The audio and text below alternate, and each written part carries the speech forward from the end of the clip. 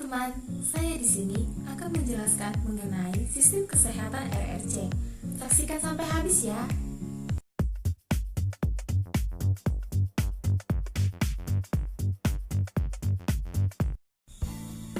Sebelum masuk ke pembahasan mengenai sistem kesehatan RRC, saya akan menjelaskan terlebih dahulu latar belakang RRC.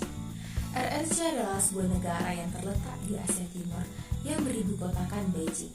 Negara ini memiliki jumlah penduduk terbanyak di dunia, yaitu sekitar 1,4 miliar jiwa dengan luas daratan 9,59 juta kilometer persegi yang menjadikannya negara terbesar di dunia. Menurut GDP, pertumbuhan ekonomi Tiongkok yang luar biasa per kapitanya pada tahun 1990 sampai 2013 terlihat dalam garis warna biru. Tingginya populasi di Cina membuat kebutuhan masyarakat akan pelayanan kesehatan yang memadai pun turut bertambah.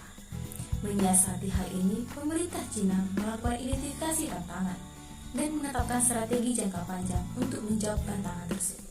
Semua itu dituangkan dalam bentuk perbaikan sistem, penerimaan kebijakan, dan peningkatan sumber daya. Selanjutnya, organisasi sistem pelayanan kesehatan. Sistem kesehatan RRC memiliki organisasi sistem pelayanan kesehatan, sebab setiap provinsi di Cina diberikan otonomi untuk mengelola sistem kesehatannya sendiri yang difasilitasi oleh pemerintah lokal atau provinsi. Selama tahun 1970 dan awal tahun 1980, sistem pelayanan kesehatan pada penduduk desa berbasiskan pada sistem pelayanan kesehatan kooperatif, di mana menekankan kebutuhan pelayanan kesehatan dengan biaya yang sangat murah atau tanpa biaya. Organisasi sistem pelayanan kesehatan terdiri dari 3 level utama.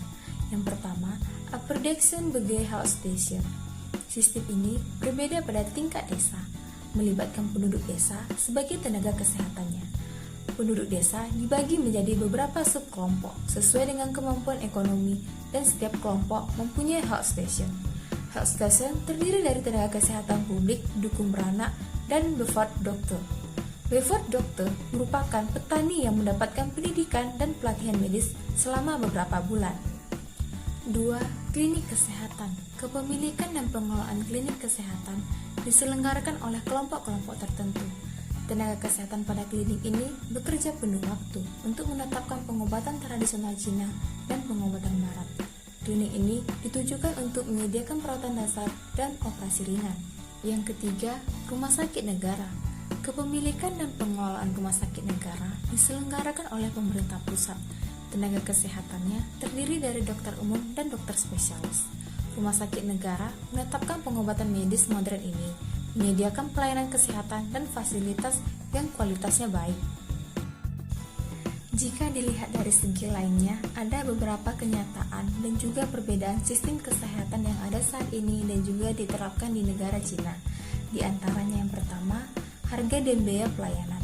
Pelayanan kesehatan di desa yang dulunya menggunakan sistem kesehatan komprehensif kini telah beralih menjadi sistem pelayanan kesehatan yang memerlukan biaya. Petani sekarang membayar dokter di desa. Biaya obat tidak lagi ditanggung oleh pemerintah. Sedangkan di wilayah kota, banyak perusahaan menyediakan klinik dan rumah sakit yang didirikan dari laba perusahaan. Negara juga mendirikan rumah sakit dengan tujuan untuk pegawai pemerintah, militer, dan pelajar. 2. Pendidikan medis dan pelatihan medis. Cina menawarkan 2 tipe sekolah medis.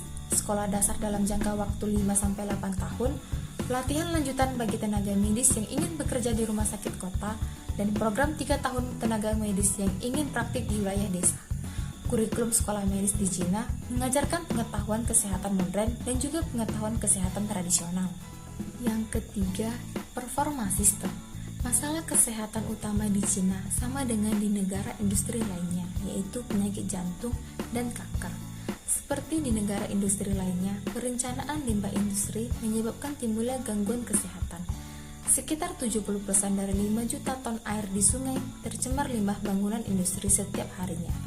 Hal tersebut menyebabkan gangguan kesehatan pada anak yang bermain dan mandi di sungai, dan juga menyebabkan kematian.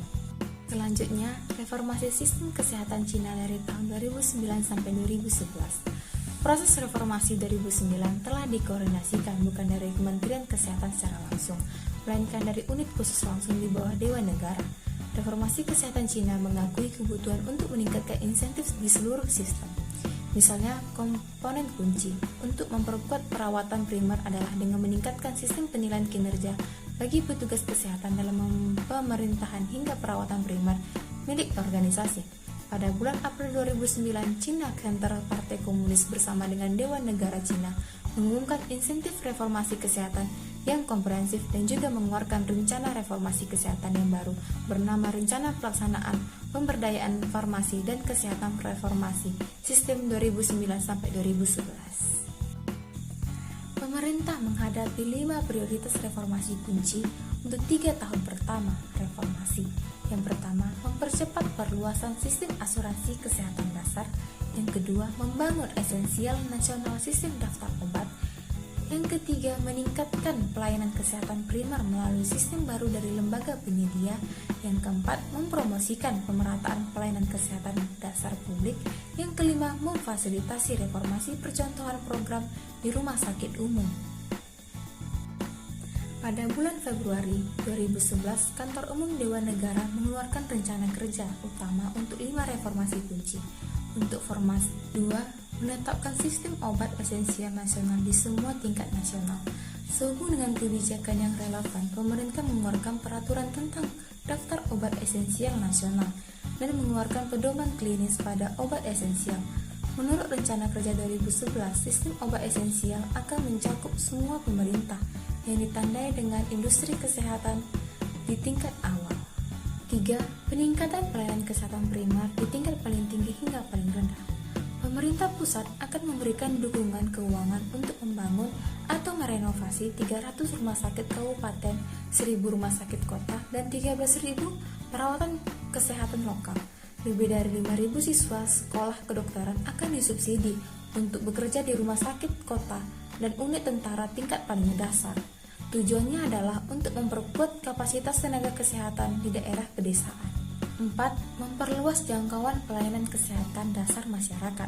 Subsidi untuk kesehatan masyarakat dasar setiap warga harus meningkat dari 15 sampai 25 yuan untuk menutupi 9 kategori layanan.